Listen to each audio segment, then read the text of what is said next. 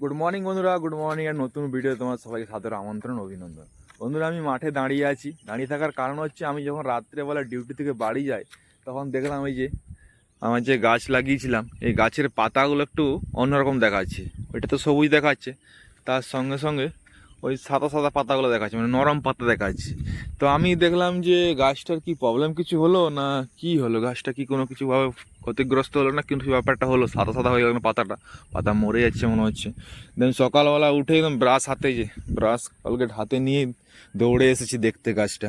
তো দেখলাম যে গাছটা ঠিকই আছে, নরম পাতা বেরিয়েছে, নতুন করে পাতা, যেহেতু বর্ষা পড়েই গেছে, যে বৃষ্টির জল চারদিকে রাস্তাঘাটে জমে আছে, তো দেখলাম যে নতুন পাতা জন্মিয়েছে, খুব ভালোই হচ্ছে।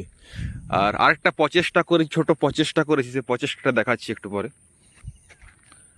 প্রচেষ্টা বলতে মানে দুটো গাছ তো লাগিয়েছিলাম, দেখেছো তোমরা, যারা আমার পুরো রেগুলার ভিডিও দেখে তারা তো বুঝতেই পারবে যে দুটো গাছ লাগিয়েছি, প্রতিষ্ঠাও হয়েছে সব কিছু।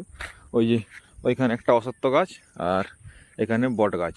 তো বট গাছটার সামনে, যেহেতু আমাদের সেই গ্রাম গ্রাম জল যোজনা আছে না, ঘর ঘর জল যোজনা, সেই জল যোজনার পাইপ লাইন আমাদের এই রাস্তার সাইডে সাইডে গিয়েছি। তো এখানে একটা ট্যাপ লাগিয়ে দিয়েছি। তো ট্যাপটা লাগালে কি হবে, যেহেতু এটা মাঠ, ওই দূরে গ্রাম আর ওই দিকেও গ্রাম, তো এই ফাঁকা মাঠে যারা কাজ বাজ করতে আসবে তাদেরও উপকার হবে, এই যে ট্যাপটা লাগিয়েছি। আর এই গাছটাতে জল টল দেওয়ার জন্য অনেক কাজে লাগবে। আর যারা এখানে বসে গল্প টল্প করবে টুকটাক গ্রীষ্মকালে বসে, তাদের জন্য জলও সুবিধাটা হয়ে গেল।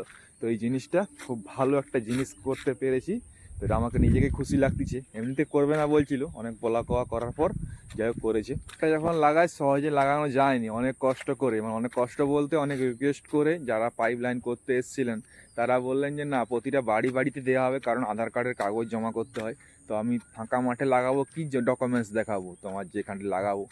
আমি ঠিক আছে, ডকুমেন্টসের দিকে চিন্তা করার দরকার নেই, আপনাদের কোথায় দরখাস্ত দিতে হবে না কি করতে হবে, কার সঙ্গে কথা বলতে হবে বলো, আমি করে দিচ্ছি। তারপরে বললো ঠিক আছে, আমাদের যে সুপারভাইজার তার সঙ্গে কথা বলুন, আর কথা বললে হয়ে যাবে। তো কথা বললাম, দরখাস্ত লিখলাম, যে হয়ে গেল, ভালো জিনিস একটা। তো ওই জিনিসটা করতে পেরেছি। কেমন কি লাগলো তোমাদেরকে জিনিসটা, যে পাইপ লাইনটা করতে, তোমরা অবশ্য কমেন্টে জানাবে। কমেন্ট কিন্তু করছো না।